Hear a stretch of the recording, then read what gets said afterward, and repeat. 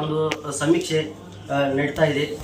ಆ ಸಮೀಕ್ಷೆಯಲ್ಲಿ ಆದಿ ದ್ರಾವಿಡ, ಆದಿ ಕರ್ನಾಟಕ ಮತ್ತು ಆದಿ ಆಂಧ್ರ ಅಂತ ಈ ಸಮುದಾಯಗಳಿವೆ.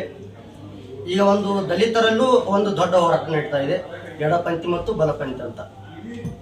ಈಗ ಈ ಸಮುದಾಯದವರು ಆದಿ ದ್ರಾವಿಡ, ಆದಿ ಕರ್ನಾಟಕ ಮತ್ತು ಆದಿ ಆಂಧ್ರ ಅಂತ ಅವರು ಯಾವ ಸಮುದಾಯಕ್ಕೆ ಸೇರ್ಬೇಕಂತ? ಬಹಳ ಮುಖ್ಯವಾಗಿ ಜನಸಂಖ್ಯೆ ಆಧಾರದ ಮೇಲೆ ಪ್ರಾತಿನಿಧ್ಯ ಅಗತ್ಯ ಇದೆ.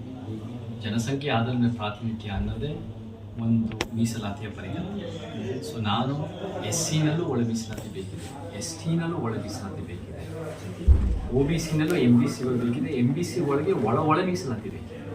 ಸೊ ಈ ಒಳ ಮೀಸಲಾತಿಯ ಪರಿಕಲ್ಪನೆ ಭಾಳ ಒಳ್ಳೆಯದು. ಆದರೆ ಈ ಸಂದರ್ಭದಲ್ಲಿ ಅನೇಕ ರೀತಿಯಲ್ಲಿ ನಮಗೆ ಕರೆಕ್ಟಾಗಿ ಕ್ಲಾರಿಫೈ ಆಗಿ ನಾವು ಯಾವ ಸಮುದಾಯದಲ್ಲಿ ಕನ್ಫ್ಯೂಷನ್ ಗದ್ದಲ ನಡೀತಾ ಇದೆ, ಒಂದು ಗೊಂದಲಗಳು ನಡೀತಾ ಇದೆ.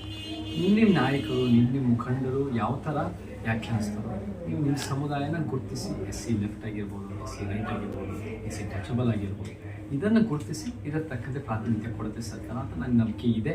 ಆದರೆ ಆ ಪ್ರಾತಿನಿಧ್ಯ ಕೊಡೋದು ಭಾಳ ತಡ ಆಗಿದೆ. 35 ವರ್ಷದ ಗಟ್ಟಿ ಹೋರಾಟ ಮತ್ತು ಈ ಹೋರಾಟಕ್ಕೆ ಇಷ್ಟು ದಿನವೂ ಕೂಡ ಸಾಕಷ್ಟು ಮನ್ನಣೆ ಕೊಟ್ಟಿಲ್ಲ. ಎಲ್ಲ ಒಂದು ಕಡೆ ಮೀನಾಮೇಷ ಎಣಿಸ್ತಾ ಇದೆ ಈ ಸರ್ಕಾರ. ಆದರೆ ಈ ಸಮೀಕ್ಷೆ ಆದಮೇಲೆ ಖಂಡಿತವಾಗಿ SC ನಲ್ಲೂ ಭಾಳ ಮುಖ್ಯವಾಗಿ ST ನಲ್ಲೂ ಮತ್ತು ಅದರಲ್ಲೂ ಒಳ ಮೀಸಲಾತಿ MBCಗಳಲ್ಲೂ ಕೊಡ್ತಾರೆ ಅಂತ ನನಗೆ ಕಾನ್ಫಿಡೆನ್ಸ್ ಇದೆ. ಅದಾಗಲಿ ಅಂತ ನಾನು ಹೇಳೋಕ್ಕೆ ಹಾರೈಸ್ತೇನೆ.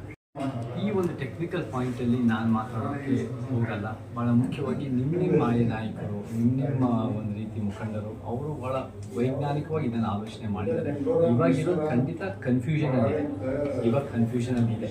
ಆದರೆ ಈ ಕನ್ಫ್ಯೂಷನ್ ಕ್ಲಾರಿಫೈ ಮಾಡೋಕ್ಕೆ ನಿಮ್ಮ ಸಮುದಾಯಗಳನ್ನು, ಅದು SC ಲೆಫ್ಟ್ ಮಾದಿಗಾಗಿರ್ಬೋದು, SC ರೈಟ್ ಅಥವಾ ಛಲವಾದಿಗಾಗಿರ್ಬೋದು, ನೀವು ಹೆಂಗೆ ನೀವು ಅದನ್ನು ವ್ಯಾಖ್ಯಾನಿಸ್ತಾ ಗುರುತಿಸ್ಕೊಂತೀರ, ನಿಮ್ಮ ಬರ್ತು ಜನ್ಮ ಆದಂಥ ಸಮುದಾಯ ಅದನ್ನು ಗುರುತಿಸ್ಕೊಳ್ಳಿ, ಅದನ್ನು ಹೆಮ್ಮೆಯಿಂದ ಗುರುತಿಸ್ಕೊಳ್ಳಿ, ಅದನ್ನು ಗುರುತಿಸ್ಕೊಂಡು ಅದರ ತಕ್ಕಂತೆ ಜನಸಂಖ್ಯೆ ಆದ ಪ್ರಾತಿನಿಧ್ಯ ಬರಬೇಕು.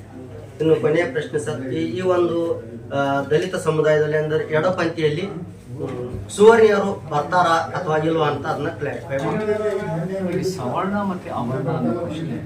ಸವರ್ಣ ಅಂದರೆ ಹೆಚ್ಚಾಗಿ ನಾನು ಪ್ರಚರಂಜನ್ ಮಾಡಿರೋ ಪ್ರಕಾರ ಸವರ್ಣ ಅಂದರೆ ಬೇರೆ ಎರಡು ಬಣ್ಣ ಇರೋ ಸಮುದಾಯಗಳು ಅನ್ನೋದು ಅದು ಒಂದು ಬ್ರಾಹ್ಮಣ ಮತ್ತು ಕ್ಷತ್ರಿಯ. ಅವರ್ಣ ಅನ್ನೋದು ವೈಶ್ಯ ಮತ್ತು ಶೂದ್ರ. ಇದನ್ನು ಅಂತ ಗುರುತಿಸಿ ಪಂಚಮ ಪ್ರತ್ಯೇಕ ಅಂತ ಗುರುತಿಸ್ತಾರೆ ಈ ಪ್ರಚರಂಜನ್ ಮಾಡಿ. ಭಾಳ ಒಳ್ಳೆಯ ವಿಚಾರ ಬಂತು. ಸೊ ನಾವು ಸವರ್ಣ ಅವರ್ಣ ಅಂತ ಹೆಂಗೆ ವ್ಯಾಖ್ಯಾನಿಸ್ತೀವಿ ಅನ್ನೋದು ಭಾಳ ಮುಖ್ಯ ಆಗುತ್ತೆ. ಬಟ್ ಏನೇ ಇದ್ರೂ ನಮಗೆ ಜನಸಂಖ್ಯೆ ಆದ ಪ್ರಾತಿನಿಧ್ಯನೇ ಜ್ಯೋತಿಬಾ ಫುಲೆ, ಶಾಹು ಮಹಾರಾಜ್, ಬಾಬಾ ಸಾಹೇಬ್ ಅಂಬೇಡ್ಕರ್, ಕೃಷ್ಣರಾಜ ಒಡೆಯರ್, ತಂದೆ ಪೇರೆ ಮತ್ತು ಕಾಂಚೀರಾಮನ ಪರಿಕಲ್ಪನೆ ಅದು ಕಾರ್ಯರೂಪಕ್ಕೆ ತರೋದು ಆಗಲೇ ತಡ ಆಗಿದೆ.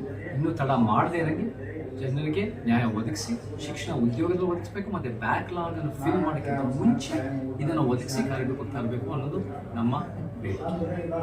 Thank you sir. ಇದುವರೆಗೆ ನಮ್ಮ ಒಂದು ಸಮತಾ ನ್ಯೂಸ್ ಕನ್ನಡ ವಾಹಿನಿಗೆ ತಾವು ಒಳ ಮೀಸಲಾತಿ ಬಗ್ಗೆ ಭಾಳಷ್ಟು ಮಾಹಿತಿಗಳನ್ನು ಹೇಳಿದ್ರಿ. ತಮಗೆ ಹಾಗೂ ತಮ್ಮ ಎಲ್ಲ ಸ್ನೇಹಿತರಿಗೆ ಹಾಗೂ ತಾವು ಮಾಡ್ತಕ್ಕಂಥ ಹೋರಾಟಕ್ಕೆ ಕೂಡ ಜಯವಾಗಲಿ ಅಂತ ನಮ್ಮ ಸಮತಾ ನ್ಯೂಸ್ ಕನ್ನಡ ವಾಹಿನಿಯಿಂದ ಹಾರೈಸ್ತೀವಿ ಸರ್. ಧನ್ಯವಾದ.